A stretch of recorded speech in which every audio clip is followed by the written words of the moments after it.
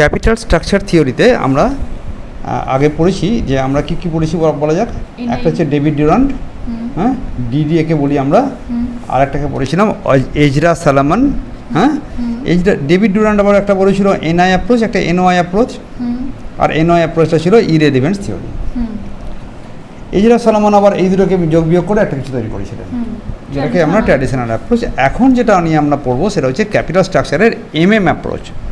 MM অ্যাপ্রোচে উনি যে আলোচনাটা করতে গেলেন, মডিগ্লিয়ানি মিলার এক্সপ্লেন করলেন যে ক্যাপিটাল, তিনি একটা রিলেশনশিপ নিয়ে চিন্তাভাবনা করলেন যে explain the relationship among capital structure, overall cost of capital and value of the farm.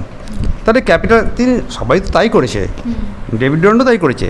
Capital স্ট্রাকচারের সঙ্গে ভ্যালু অফ দি ফার্ম এবং ওভারঅল কস্ট অফ ক্যাপিটালের কী সম্পর্ক আছে না আছে সেটা নিয়ে মেন আলোচনা, রাইট। তিনি বললেন যে আমি একটা বড় ফ্যাক্টর কাজ করে, তোমরা যেটা এতক্ষণ ধরে বলছিলে যে কত টাকা ডেট আর কত টাকা ইকুইটি, ডেট আর equity, no, there another third theme is there, component is there, that is existence of tax and no existence of tax. তাহলে পুরো এমএম অ্যাপ্রোচটাকে আমরা দুটো ভাগে ভাগ করলাম। একটা হচ্ছে where there is no existence of tax আর there is existence of tax. আমরা প্রথমে এক্সিস্টেন্স অফ ট্যাক্সটাকে চিন্তাভাবনা করছি। এক্সিস্টেন্স অফ ট্যাক্সে বলা হচ্ছিল যেটা similar to NOI approach, right. কী বললাম? NOI approach. কেন এনওআই এর সঙ্গে সিমিলার বলতে গেলাম? Because of that it is irrelevant to the capital structure. Capital স্ট্রাকচারে ডেট কম্পোনেন্ট বেশি ছিল, এখন আরও বেশি হলো, কম ছিল এখন আরও বাড়ানো হলো, বেশি ছিল এখন কমানো হলো, ইরেসপেক্টিভ, কিছু লাগে না। আলটিমেটলি কী বলো? আলটিমেটলি মানে হচ্ছে প্রথম তোমাদের আমার কাছে কোনোটা বেশি কোনোটা কম থাকতেও পারে, but ultimately in the long term দুটো ভ্যালুয়েশনে কোনো তফাৎ হবে না, irrespective of the amount of debt capital component in the capital structure, fine. So if we increase the debt capital in the capital structure, overall cost of capital and the value of the firm কি হবে? Remain unchanged. এটা কে বললো বলো? এনওআই অ্যাপ্রোচে বললো আর হচ্ছে MM অ্যাপ্রোচের নন বললো। তখন আমি বলবো এই যখন আমরা এমএম অ্যাপ্রোচ পড়বো তখন আমরা বলবো আলটিমেটলি অর ইভেনচুয়ালি। কি বললাম? আলটিমেটলি আর ইভেনচুয়ালি দুটো সেম হয়ে যাবে, ভ্যালুতে কোনো তফাৎ হবে না, রিমেন আনচেঞ্জ থাকবে। তাহলে রিমেন আনচেঞ্জ ইভেনচুয়ালি, এইটা মনে বেটার শব্দ হলো। শেষমেশ কিন্তু ওরা এই হয়ে যাবে। তাহলে আমি এই যে ইরেলিভেন্ট থিওরির কথা বলছিলাম, সেখানে একবার এনওআই অ্যাপ্রোচও হতে পারে ইরেলিভেন্ট, আবার এমএম অ্যাপ্রোচও হতে পারে, যখন নন ট্যাক্স অ্যাপ্রোচের উপর কিন্তু কথা বলা হচ্ছে। বাট এনওআই অ্যাপ্রোচে এর মধ্যে কিন্তু অনেকটা প্র্যাকটিক্যাবিলিটি ছিল না। ইন প্র্যাকটিক্যাল এরা দুজনে মিলে কেন আমার কাছে ডেট ক্যাপিটাল আর দিলেও আমার এটা কোনো চেঞ্জ হবে না, তার কোনো নির্দিষ্টভাবে ব্যাখ্যা করে বলা হয়নি।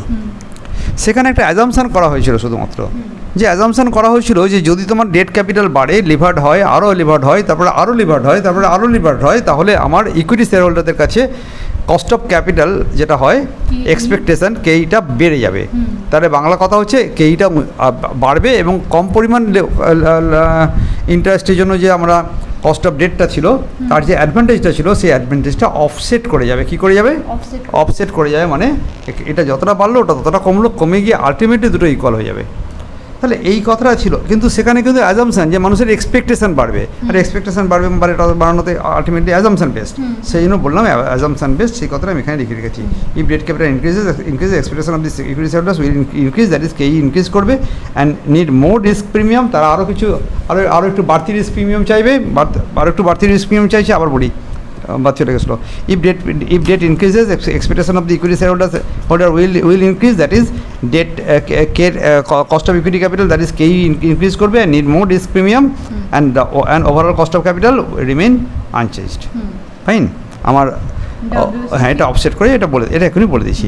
তাই বলছে it can give no operational justification, কী করে হচ্ছে বলে দেয়নি, বাট মনে করা হচ্ছে যেটা এটা হবে। কিন্তু এই ভদ্রলোক যিনি এমএম বলা হচ্ছে মডিগ্লিয়ানি মিলার, তারা দুজনে মিলে একটা দারুণ বুদ্ধি করে বললেন যে তারা can give operational justification how it happens, বুঝলি, by which operation valuation remain unchanged ব্যাখ্যা করে দিচ্ছে, right, over the long term. ওরা এটার নাম দিলেন আরবিট্রাজ প্রসেস। কি প্রসেস? আরবিট্রাজ প্রসেস সম্পর্কে আমরা জানি যে একই সময়ে সাইমালটেনিয়াসলি যদি সেম থিং দুটো জায়গায় পাওয়া যায়, সেম থিং, টেক কেয়ার, দুটো মার্কেটে, দুটো বিভিন্ন মার্কেট বা দুটো সিচুয়েশনের মধ্যে আমি সেম থিংকে দুটো ডিফারেন্ট প্রাইসে দেখতে পাই, তাহলে আমরা বেশি দামের জিনিসটাকে বিক্রি করে কম দামের জিনিসটা কিনে নিতে পারি। ফাইন। এই যে আর এবং আলটিমেটলি যেটা বিক্রি করছি সেটার জন্য কী হবে, যেটা বিক্রি করছি তার ভ্যালু কমে যাবে। মনে কর এটার দাম ছিল 38 টাকা করে, আর এটার দাম ছিল মেবি 38 টাকা 80 পয়সা করে, রাইট? তাহলে কি হয়ে যাবে, এইখানটাকে আমরা সেল করব আর এটাকে বাই করে এটা 38-40-তে গিয়ে দাঁড়ালো, এটাও 38, সেল যখন করছি এর ভ্যালু কমে গিয়ে 38-40-তে গেল।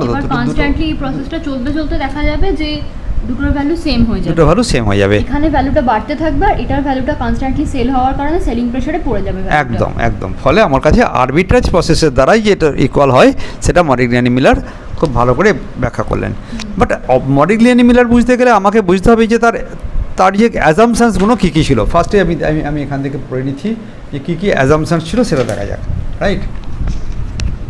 তো তাহলে আমি অ্যাজামশানগুলো পড়ছি। Investors are free to buy and sell securities.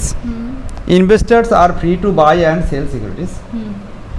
Investors can borrow without restrictions on the same terms on which the firms can borrow. ইনভেস্টাররা যে দামে কিনতে পারে বা মার্কেট থেকে লোন পায়, আর ফার্মরাও সেই দামেই লোন পেতে পারে। লোন পাওয়ার সময় কোনো ডিফারেন্সিয়েশন নেই। The investors have perfect knowledge regarding the market, আর দে বিহেভ র্যাশনালি, ওরা র্যাশনালি বিহেভ করবে। Each of them wants to maximise their own profit and or wants to maximise minimize their loss. There is no transaction cost. The firms can be classified into homogeneous risk class. এটা বুঝতে হবে। আমি যে মনে কর বেশি রিস্কের কোম্পানিকে কম দামে পাচ্ছি বলে কিনে ফেলবো, ব্যাপারটা এরকম নয়। একটা হোমোজিনিয়াস রিস্ক ক্লাসের মধ্যেই আমার পুরো খেলাটা হবে। That is the farm belonging to the same category have to bear the same degree of risk. All investors have same expectation regarding the operation income of EBIT of that farm. ওই ফার্মে যেন সবাই মনে করে যে যদি 60,000 টাকা income এবিআইটি হয় তো সবাই ভাবলো 60,000 টাকাই হবে, রাইট? পরের পয়েন্টে বলছে the firms are identical in all respect except their capital structure. তার মানে ক্যাপিটাল স্ট্রাকচার দুটো আলাদা হতেই হবে, কারোর বেশি লিভার থাকবে, কারোর কম লিভার থাকবে, পাক্কা।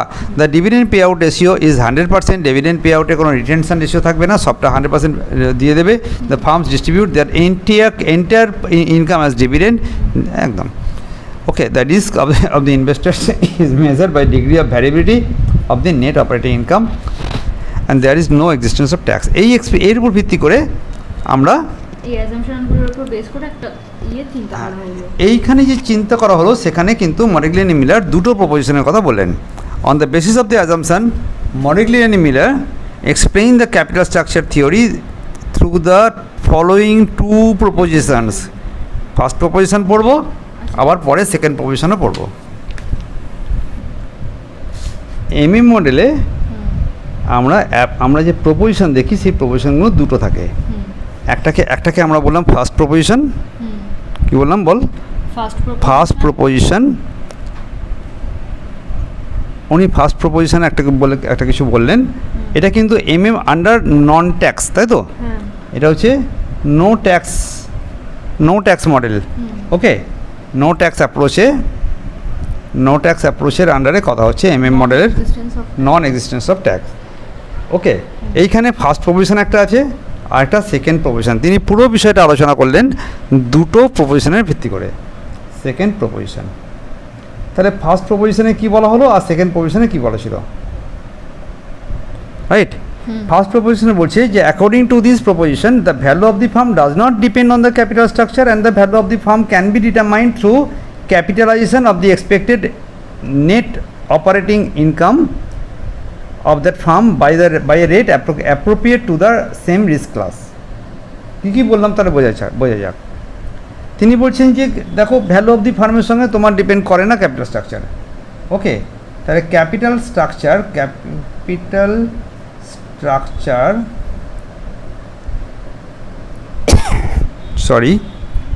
Value of the farm value of the firm is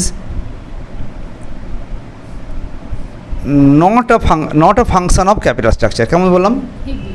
value of the firm is not a function of capital স্ট্রাকচারের মধ্যে এ আর বি দুটো ছিল, এটা দরকার নেই, একটা ই একটা ডি ছিল। ই আর ডি এর মধ্যে কী রিলেশন হলো, এটা বাড়লো এটা কমলো, এটা বাড়লো এটা কমলো, ভ্যালুর সঙ্গে কোনো সম্পর্ক নেই, that is called proposition number 1। তাহলে ভাই ভ্যালু আসে কী করে? তাহলে এটা যদি সম্পর্ক না থাকে তাহলে ভ্যালু আসে কী করে সেটা বুঝতে হবে। তিনি বললেন ইবিআইটি বাই কে ও, কে হচ্ছে ওই যে রিস্ক ক্লাসটা আছে তার অ্যাপ্রোপ্রিয়েট একটা রেট, একটা অ্যাপ্রোপ্রিয়েট রেট আছে কে ও, যেটাকে ওভারঅল কস্ট অফ ক্যাপিটাল বলে, সেটা ফর্মুলা। এটা আমরা বহুদিন আগে থেকে জেনে এসেছি, রাইট?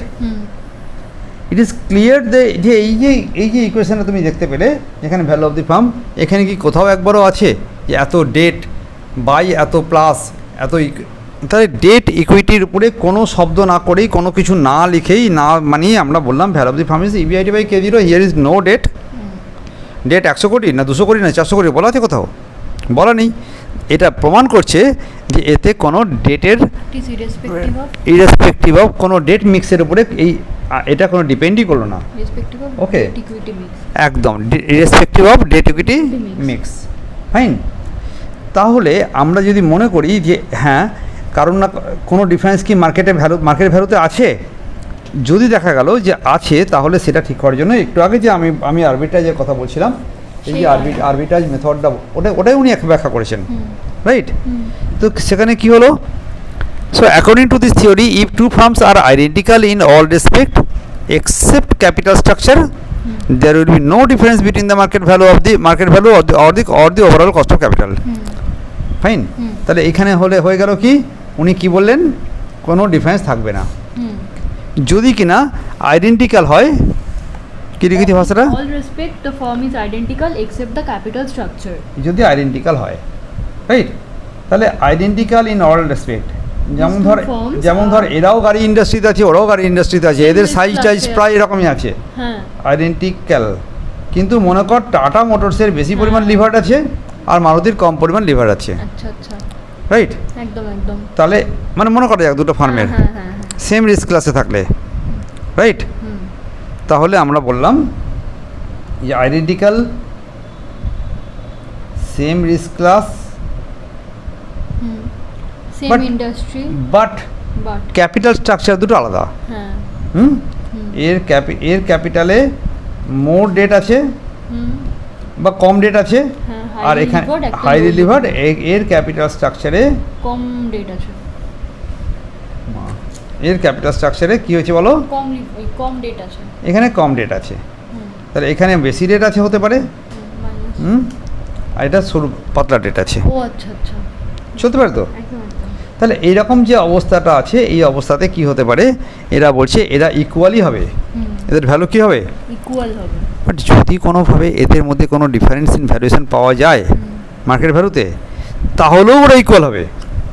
তাহলে কী হলো, কী মজা কথা বলো শোনো, এই দুটো ফার্ম কী হয়ে যাবে বলো? সেম ভ্যালু পাওয়া যাবে, ইকুয়াল ভ্যালু পাওয়া যাবে। যখন ওরা আইডেন্টিক্যাল আছে সেম অল রেসপেক্ট, তখন তোমার ক্যাপিটাল স্ট্রাকচারে বেশি ডেট ওখানে কম ডেট, বাট এরা কী হয়ে যাবে? ইকুয়াল ভ্যালু এরা থাকবে। যদি দেখা গেল এরা ইকুয়াল ভ্যালুতে নেই, তাহলেও এরা ইকুয়াল ভ্যালু হবে বাই আরবিট্রাজ। ওকে, মানে মার্কেট ভ্যালু ডিফারেন্সিয়েশন আছে কিন্তু আরবিট্রাজ দিয়ে ইকুয়াল ভ্যালু, রাইট? তাহলে এখন এটা ইদার ওরা ইকুয়ালি পাওয়া গেল, কোনো অসুবিধা নেই, কারণ irrespective of the rate capital বলে দিয়েছে এখানে, এখানে কোনো অ্যাকশন নেই। তাহলে আমি বলতে পারি এরা ইকুয়াল ভ্যালু উইল হ্যাভ কি বললাম? ইকুয়াল ভ্যালু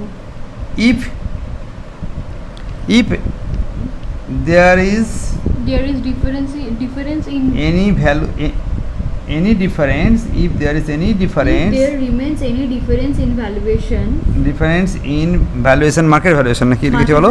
কি ভাষাটা কি বলেছি বলো? মার্কেট ভ্যালুস, হ্যাঁ, any difference between কি? between market valuation of this firm, they became equal again. তাহলে আবার এটা যদি ওদের কোনো পার্থক্য থাকেও, they will became even equal, will be equal, তারা ইকুয়াল হবে। they will become equal again at one time by arbitrage process. পাক্কা?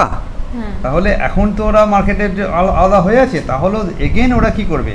equal হয়ে যাবে at some time. Will also have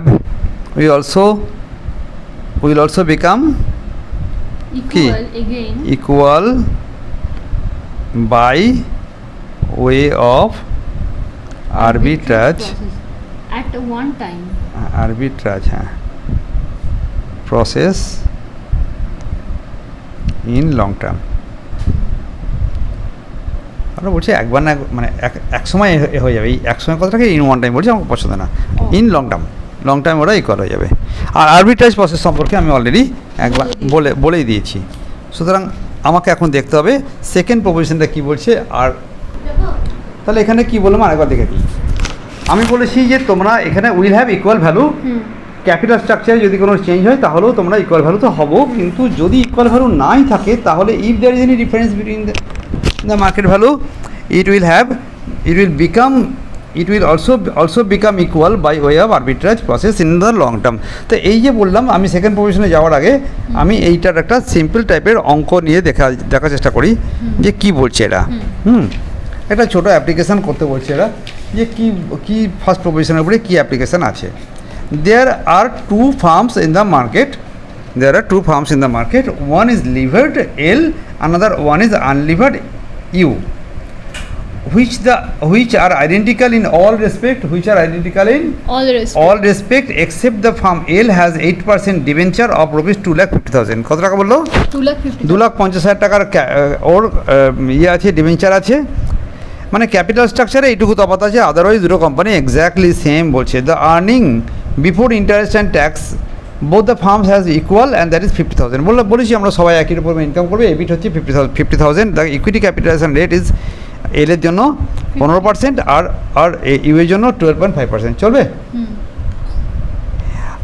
R the market values of the two firms equal, যদি দেখা যায় equal হয়েছে তো ইটস ওকে। তাহলে তো মর্গেনস্টার্ন মিলার যা বলেন মিলেই গেল। যদি না হয় তাহলে মর্গেনস্টার্ন মিলার যা বলেন সেটা মিলে যাবে। সেটা হলে কি, if not so is it possible to reach the market value at equilibrium position. দেখা যাক, আমরা এগোচ্ছি। আমরা তাহলে ফার্স্টে আমি এবিট নেবো দুটো কোম্পানিতে 50,000 টাকা, সেখান থেকে আইকে ঝুলিয়ে দেবো, ইন্টারেস্ট ঝুলে গেল, ড্রপ ডাউন করলাম, তা ড্রপ ডাউন করে কেটে দিয়ে বেরোলো কত? 20,000 টাকা। কেন 20,000 টাকা হলো না? 2.5 লাখের উপর 8% করলে 20,000 টাকা হয়। এখন আমার ইবিআইটি মাইনাস আই, মানে বাংলা কথা ইবিটি পেলাম কত? 30,000 টাকা, 50,000 টাকা। ফাইন। এর ক্যাপিটালাইজেশন রেট 15% বলেছিলাম, এখানে 12.5 বলেছিলাম। এটা দিয়ে ভাগ করো, ইউ উইল গেট, এটা দিয়ে ভাগ করলে আমরা উত্তর পেলাম কত? 2 লাখ না, ভ্যালু। এটা আমরা বলতাম ME, হ্যাঁ, ME and MD। Okay, market value of equity পেলাম উত্তর 2 লাখ টাকা। আমার ডিবেঞ্চার ছিল আরও 50,000 টাকা, 2,50,000, তাহলে মিলিয়ে 4.5 লাখ টাকা ভ্যালুয়েশন হলো আমার লিভার্ড ফার্মের। আনলিভার্ড ফার্মের ক্ষেত্রে শুধু ইকুইটি ক্যাপিটালাইজেশন রেট ছিল ইয়ে। দেখ, লক্ষ্য করার বিষয়, যেখানে লিভার্ড ফার্ম ছিল সেখানে কিন্তু কস্ট অফ ক্যাপিটাল বেশি ধরা হয়েছে। হ্যাঁ, কারণ লিভার্ড থাকার জন্য ও কী করবে, কিছুটা রিস্ক প্রিমিয়াম মোর চাইবে। তো ঠিক আছে, তাহলে 4 লাখ টাকা ভ্যালুয়েশন হলো। তাহলে এই মুহূর্তে কিন্তু এ আছে 4.5 লাখ টাকা ভ্যালুয়েশন, এখানে আছে কত বলো? 4 লাখ টাকা ভ্যালুয়েশন। তাহলে কি সমান হলো? হলো না। তখন কি হবে? It is clear from the above statement that the value of the levered firm is more than the unlevered firm. তো দেখে গেলাম, that is the value of this firms are not equal, and as these two firms are identical in all respect excepting capital structure according to Modigliani Miller approach, কি হবে? এরা কি করবে বলো? এরা এটাকে, হ্যাঁ, the values of these two firms cannot be different in long term। বহুদিনে ধরে কিন্তু এটা লং টার্মে ওরা দুটো difference, their values will become equal at a time, equal on a time because of operation of arbitrage process, right? Arbitrage process-এর দ্বারা এটা কি হবে? ইকুয়াল হবে। তাহলে এখানটায় আমরা কি দেখছিলাম দেখা যাক। আমরা বললাম আরবিট্রাজ প্রসেস। ভাই আরবিট্রাজ প্রসেস জিনিসটা কি? ইকুয়াল তো হবে, বোঝা গেল। আমরা খুব সুন্দর করে এই জায়গাটা আছে, আমরা একবার পড়ছি, দেখা যাক। As the value of the levered firm more, আমরা লিভার্ড ফার্মের ভ্যালুয়েশন কত পেয়েছি? 4.5 লাখ একটু আগে তো, 4 পয়েন্ট এত লাখ, আর আনলিভার্ড ফার্ম ছিল 4.0, তাই না? The investors will start buy the share of unlevered firm by selling the shares of the levered firm. Fine, আমার যেখানে বেশি ভ্যালুয়েশন আছে সেই ভ্যালুটাকে বিক্রি করে আমি কম ভ্যালুয়েশন মালটা কিনে নেবো, কারণ দুজনেই বিকজ অ্যাজ ওদের সেম রিস্ক ক্লাসে আছে, because as a result of this they will earn the same return at lower investment. ভাই এখানে কম ইনভেস্টমেন্টে আমি একই রিটার্ন পেতে পারি, রাইট? একদম। Investment outlay, suppose for example an investor hold 10%, কত পার্সেন্ট বললাম? 10% of the levered farm. Levered ফার্মে 10% হোল্ড করে, তাই লিভার্ড ফার্মের 10% হোল্ড করলে in this case his share of return on the levered farm share in return, দেখ return ছিল মোট কত টাকা? 30,000 টাকা। আমরা দেখেছিলাম যে আমরা এখানটায় দেখেছিলাম জিনিসটা মোটেই মনে পড়ছে কিনা তোদের? কি দেখেছিলাম এখানে বল? এখানে বলেছিলাম যে আমার 50,000 টাকা একটা লিভার্ড ফার্ম, 50,000 টাকা ছিল ইবিট, 20,000 টাকা আমার ইন্টারেস্ট বাদ দিয়ে পড়ে পড়ে কি 30,000 টাকা। এই 30,000 টাকার মধ্যে আমি যদি 10% কিনে থাকি তাহলে আমার কত রিটার্ন হচ্ছে বলো? আমার 3,000 টাকা হবে। As the value of the unlevered firm is lower, কে লোয়ার বলো? Value of the unlevered firm. Unlevered ফার্মের ভ্যালুটা ছিল lower. You will buy 10% shares of the unlevered firm by selling 10% shares in the levered firm. আবার বলছি levered ফার্মটা বেচবো, আর আনলিভার্ডটা আমি কি আমার স্টেক কমাবো? আমি চাইছি আমার স্টেক যেন 10%ই পড়ে থাকে। Again as the unlevered firm has no debt capital, unlevered ফার্মের কোনো ডেট ক্যাপিটাল নেই, the degree of financial risk to him in unlevered firm will be less as compare to the levered firm. আমার আরেকটা লাভ হয়ে গেল, সেটা কি না, আমি অনেক ডিগ্রি অফ ফিনান্সিয়াল রিস্ক আমার কম হয়ে গেছে। কোথায় কম হয়ে গেছে বলো? লিভার্ড ফার্মে যখন আমি ট্রান্সফার করে গেলাম, তা লিভার্ড ফার্মে পৌঁছে গেলে আমার ডিগ্রি অফ ফিনান্সিয়াল রিস্ক কমে গেল, রাইট? আমি চাইছি না যে আমার ডিগ্রি অফ ফিনান্সিয়াল রিস্ক কমবে, কারণ আমার তো ডিগ্রি অফ ফিনান্সিয়াল রিস্ক আমি তো বিয়ার করতে রাজি ছিলাম 15%, তাই না? ওভারঅল কস্টে আমি 15% রাজি ছিলাম। তো ভাই আমি এখানে 12.5 নেমে এসেছি, তাহলে আমি এখন কিছু রিস্ক তো নিতেই পারি। খুব ভালো বললো এটা। হ্যাঁ, তখন কি করলো? লোন নিয়ে নিল। দাঁড়াও, in order to keep the degree of financial risk at the same level, 12.5%, 15%-এ পৌঁছতে চাইছি। আর সেখানে আমরা ছিলাম কোথায়? যখন আমি ওই শেয়ার বেশি দিয়ে এই শেয়ারে চলে গেলাম, তখন আমি 12.5% রিস্কের লেভেলে ছিলাম, তাহলে 15% রিস্ক তো আমি নিতেই পারি। তখন কি করলো? Will be less in the, আচ্ছা, he will borrow additional fund equivalent to the proportionate share of levered firms debenture, which is levered ফার্মের যে ডিভেঞ্চার আছে তার যে পোর্শন আছে 10% ডিভেঞ্চার ও কিনে নেবে, ওই পরিমাণ লোন নেবে, কিনে নেবে না, ওই পরিমাণ লোন নেবে at 8% rate of interest, at 8% rate of interest. As a result of this the personal leverage will be substituted by the corporate leverage. Okay, এখন তার কাছে কর্পোরেট লিভারেজটা পাল্টে গেল কোথায়? পার্সোনাল লিভারেজে পৌঁছে গেল। Das the amount of is total fund হবে এখন কত? আমার কাছে 2 লাখ টাকার উপরে 10% বিক্রি করে দিয়েছি আমি। 2 লাখ টাকার উপরে 10% বিক্রি করেছি, রাইট? প্লাস আমি আরও 25,000 টাকা লোন নিয়েছি, তাহলে মোট কত হলো? 45,000। 2 লাখ টাকার উপরে 10% বিক্রি করেছি, আর প্লাস 25,000 টাকা আমি কী করেছি? পার্সোনাল লোন নিয়েছি, মোট 45,000 আমার কাছে ফান্ড হয়ে আছে। But the cost price of 10% debenture, 10% of the unlevered farm ছিল মেবি 40,000 টাকা। তাহলে আমার কাছে ছিল হাতে 45,000 টাকার ফান্ড, আমি কিনতে গেলে আমার 40,000 টাকা দরকার আছে। Thus after buying the shares of the unlevered firm, after buying the আমার কাছে আনাদার 5,000 টাকা এক্সট্রা আছে। Now let us see what is the share in return of the unlevered firm. Okay, dividend income from unlevered firm. আমার কাছে 50,000 টাকা income ছিল। কত কী করে জানলাম? এই যে 50,000 টাকা ছিল এখানে ইনকাম, যেখানে এখানে আনলিভার্ড ফার্মে 50,000 টাকা ইনকাম ছিল, তার কত পার্সেন্ট শেয়ার কিনে ফেলেছি আমি? 10% কিনেছি, মানে আমি এখন 5,000 টাকা ইনকামের মালিক। আমার ইন্টারেস্ট, আমি লোন নিয়ে 8% লোনের টাকা ইন্টারেস্ট ফেরত দিতে হবে আমাকে, তাহলে 3,000 টাকা আমার ওখান থেকে কেটে বেরিয়ে গেল, 2,000 টাকা কেটে বেরিয়ে গেল, তাহলে নেট লেভেলেও কিন্তু আমার 3,000 টাকা লাভ থাকছে। মানে এই জিনিসটা তুই একবার বলেছিলি আমাকে, হ্যাঁ, যে আনলিভার্ড ফার্ম আমার যদি মোট 50,000 টাকা ইনকাম ছিল, ইবিট ছিল কত, এটা 50,000 টাকা, 10% আমি কিনেছি, তাহলে আমি 5,000 টাকা পাবো। আর ইন্টারেস্ট, কারণ যে পরিমাণ টাকা এবিট থাকবে, ইনকাম থাকবে, সবটাই আমরা ডেবিট হিসাবে ডিক্লেয়ার করে অনুমান করেছি আমরা, তাহলে ওই টাকাটা আমার ইনকাম হয়ে গেল, রাইট? তখন কি হবে, ইন্টারেস্ট অন পার্সোনাল লোন কত হবে, ইন্টারেস্ট অন পার্সোনাল লোন দিয়ে তোমার 3,000 টাকা আমার কাছে নেট রিটার্ন পড়ে থাকবে। Thus it is clear that if the investors buy shares of the unlevered firm, thus কি বুঝলাম বলো, thus it is clear that if the investors buys the shares of the unlevered firm by selling the shares in the levered firm, he will get the same return, rupees 3,000, but his cost of investment will decrease by 5,000. কত বুঝলি, আমার কাছে এখন আর 40,000 টাকাতেই হয়ে গেল। 45,000 টাকা আমি হাতে ছিল, কিন্তু আমি 40,000 টাকাতেই ওইটা পেয়ে গেলাম, 5,000 টাকা এক্সট্রা হয়ে গেল, লেস ইনভেস্টমেন্ট হয়ে গেল। as all the investors are rational, also the other investors will also follow this process in order to get this benefit. দেখ, আমি যদি 10%-এর জন্য করি, তুই যদি 20%-এর মালিক হোস, তুইও সেটা করবি, এই করতে করতে 100% মালিকই তাই করবে। As a result of this, market price of the shares of the unlevered firm will start to raise, fine, due to increase in the demand, and immediately with that the market price of the shares of the levered firm will decrease, পাক্কা, যেহেতু ওখানে মোট supply এসে যাবে। In this way the value of both the firms will become equal at one time. Okay, that is equilibrium will be established in their values, fine. এবারে আমরা চলে যাব second প্রভিশনে।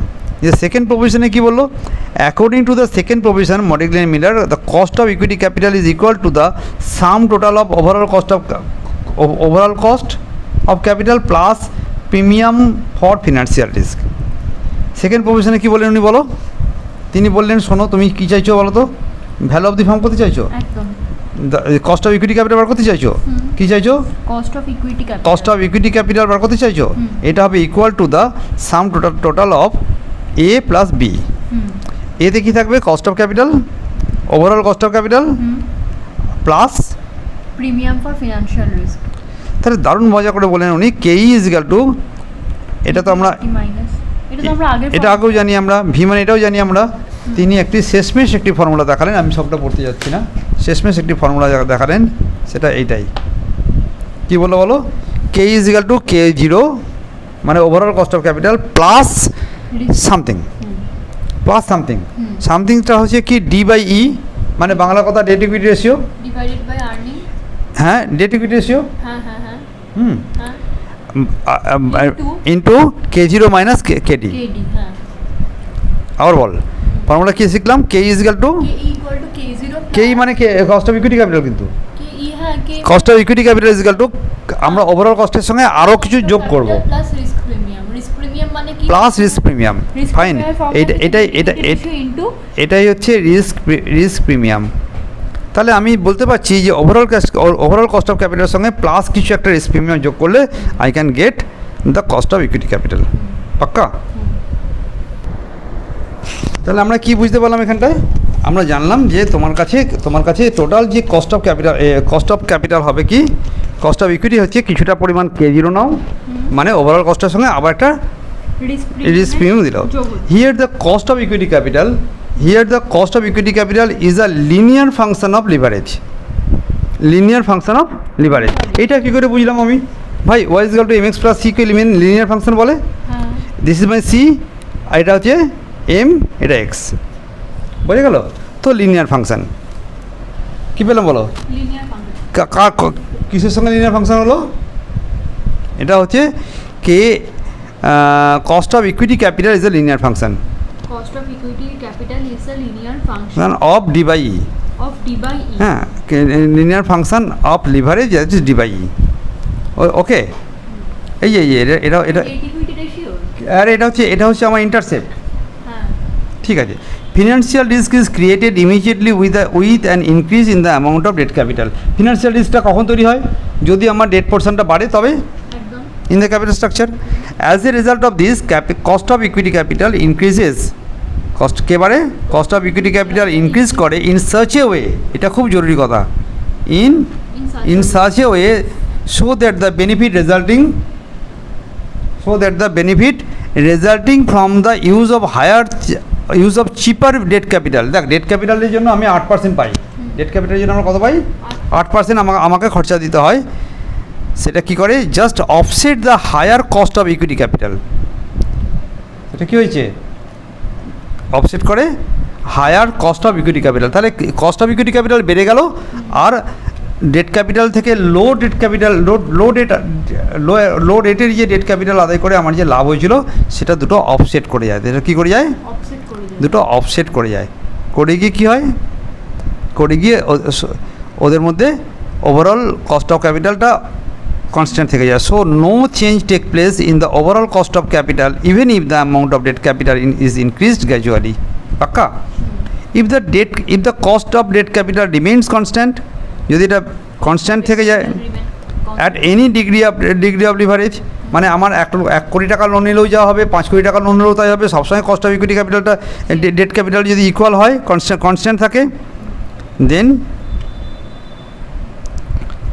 Only then this concept is true.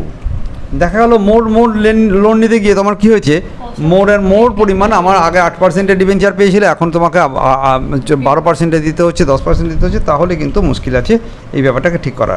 ওরা বলছে এটা true হচ্ছে, তো এই কনসেপ্টটা তখনই ট্রু হবে যখন আমার কাছে যতই পরিমাণ তুমি ডেট নাও তোমাকে কোনো বাড়তি টাকা দিতে হবে না, সেটা আমরা অ্যাজাম্পশনে করে নিয়েছিলাম, এটা হ্যাঁ কেডি কনস্ট্যান্ট, এটা আমরা আগে থেকে ধরে নিয়েছিলাম, right. But in reality, if degree of leverage crosses a certain limit, the cost of debt capital start rise. হ্যাঁ, একদম সত্যি বাস্তবে সেটা হয়ে থাকে। According to the MM model, the overall cost of capital remain constant also in such a situation. এই অবস্থাতেও কিন্তু আমার কাছে MM মডেল বলছে সবসময় কনস্ট্যান্টই থাকবে। হ্যাঁ এই অবস্থাতেও কিন্তু ওদের ভ্যালু দুটো সেম থাকবে বলে বলছে এটা অ্যাকচুয়ালি প্র্যাকটিক্যালি হবে না। According to them, when cost of debt capital increases, করছে, cost of equity capital increase করছে at decreasing rate, cost of equity capital কী করলো, ইনক্রিজ করছে at a decreasing rate। তাহলে দেখ এইখানে এটা বাড়ছিল cost of equity capital, এটা হচ্ছে cost of equity capital, তারপরে এটা ইনক্রিজ করছে একটা ডিক্রিজিং রেটে, এদিকে যত বাড়ছে এটা এটা বাড়ছে না, এটা বাড়ছে যতই নিই না কেন আমি, ফাইন। ওইজন্য এটা একটা স্টেজের পর আর একটা স্টেজের পরে কস্ট অফ ডেট, কস্ট কেরিটা কি হচ্ছে, এটা ক্রমাগত বাড়ছে, মানে একটা স্টেজের পরে বেশি করে লোন নিতে গেলে আমাকে মার্কেটে বেশি করে ইন্টারেস্ট দিতে হবে, একদমই তাই, রাইট। তাহলে ডেট ইকুইটি রেশিওর বিভিন্ন পোর্শনে আমার কেরিটা এরকমভাবে উঁচু দিকে ওঠে, আর কেইটা এভাবে নিচের দিকে ওঠে, নিচের দিকে নামে, কেইটা নিচের দিকে এইভাবে নামে, তাহলে এটা যতটা বাড়ছে এটা ততটা কমছে, তো আলটিমেটলি কী হয়ে গেল, ওভারঅল কস্ট অফ ক্যাপিটালে দুজনে গিয়ে পৌঁছে গেল, এবং কোনোভাবে আমার ওভারঅল কস্ট অফ ক্যাপিটালটা এখানেও যা ছিল, এখানেও 10 টাকা, এটাও 10%, এখানেও 10%, এখানেও 10%, এই নেট এফেক্টে ওভারঅল কন্ডিশনে দুটোই এখানে ওই জায়গায় দাঁড়িয়ে থাকবে। ব্যাপারটা বোঝা গেল কি না গেল, আর বলা দরকার আছে, কস্ট অফ ইকুইটি ক্যাপিটালটা প্রথমে বাড়ছিল, পরের দিকে কমলো, এটা প্রথমে একটা জায়গা পর্যন্ত হোল্ড করে পার্সেন্টেজ, তারপরে এটা বাড়তে থাকে, এটা যতটা কমে এটা ততটা বাড়ে, এবং আলটিমেটলি কী হয়ে গেল, কনস্ট্যান্ট থেকে গেল, এটা রিমেন আনচেঞ্জ, হ্যাঁ K0 রিমেন আনচেঞ্জ, পাক্কা। এদিকে কেডি আর কেজি দেখানো হয়েছে, এদিকে ডেট ইকুইটি দেখানো হয়েছে, ক্লিয়ার। তো দেখা যাক এখানে শেষ লাইনটাকে বলে শেষ করে দিই। As a result of this the overall cost of capital remain constant, আচ্ছা যেখানে বলছে পুরোটা পড়ে দিই তাহলে, হ্যাঁ, the overall cost of capital remain constant also in such a situation, according to them, when cost of debt capital increase করে, the cost of equity capital increase করে at decreasing rate or decrease করতে থাকে, এই কথাটা বাদ দে, increase করে decrease rate না বলে আমরা কী বলবো, ডিক্রিজ করতে থাকে, because the amount of debt capital crosses a certain limit, the debt holders have to bear same amount of business risk, as this is a part of the risk of the equity shareholders. আমি যখন debt capitalটা this is a part of the risk of the equity shareholders is transferred to the debt holder, ব্যাপারটা বোঝার চেষ্টা করো। আমি মনে করছি যে এত পরিমাণ হাইলি লিভার্ড কোম্পানিতে যদি আমি ইকুইটি ক্যাপিটাল ইনভেস্ট করতে চাই তো আমার একটা বাড়তি পরিমাণ টাকা দিতে হয়, বাড়তি পরিমাণ আমি আশা করব, রাইট? কিন্তু হ্যাঁ কেই বাড়ছিল, পরের দিকে গিয়ে কী হয়ে যাবে, পরের দিকে এটা যত বাড়তে থাকছে তত এর ভ্যালুটা কমতে থাকবে, ডিক্রিজ করতে থাকবে, সেটা বলেছে এরা। কেন হবে? কারণ হচ্ছে যে আমার কাছে এই ডেট ক্যাপিটালটা বাড়ার ফলে যে ইনকামটা হবে তাতে একটুখানি, for example in the above diagram the cost of debt capital is constant up to P, এই পি পর্যন্ত থাকবে কনস্ট্যান্ট ডেট ক্যাপিটালটা। তারপরে কী হয়েছিল এইখানটা বড় একবার, according to them when cost of debt capital increase করে the cost of equity capital decrease করে। ওকে, এইটা হয় বলেই তো দুটো ইকুয়াল হবে, একটা ধরো অফসেট হচ্ছে কেন, রাইট? ওই জন্য K0টা যেহেতু কনস্ট্যান্ট থাকে ওই জন্য একটা যখন বাড়বে আর একটা কমে গিয়ে ব্যাপারটাকে অফসেট করে K0তে স্টিক থেকে যায়। আমার যে কোনো ডেট ইকুইটি রেশিওতে ও যেটা ছিল সেটাই থেকে যাচ্ছে। বোঝা যাচ্ছে না? Again the overall cost of capital remain constant, no effect is imposed on the value of the firm even if the degree of leverage, that is the amount of debt capital is changed, that is capital structure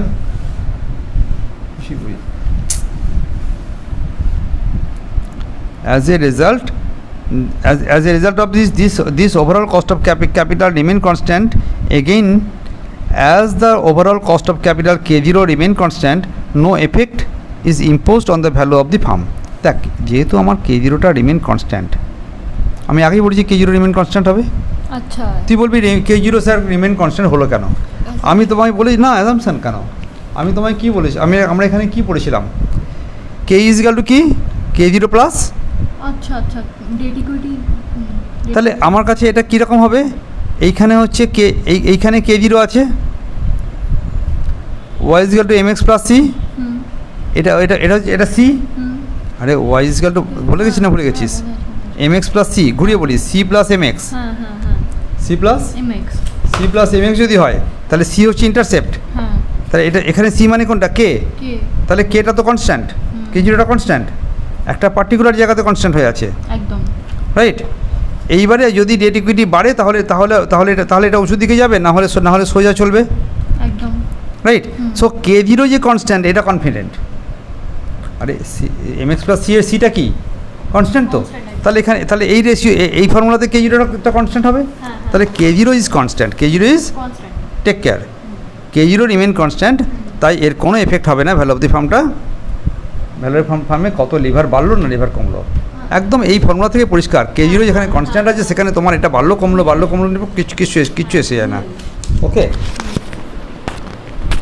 এই হলো proposition number 1 and proposition number 2 দিয়ে proposition number 1 and মিলারের ওই প্রমাণটা হলো যে ভাই তুমি যত পরিমাণ লোন নেবে নাও কিন্তু তোমার ভ্যালু একই থাকবে।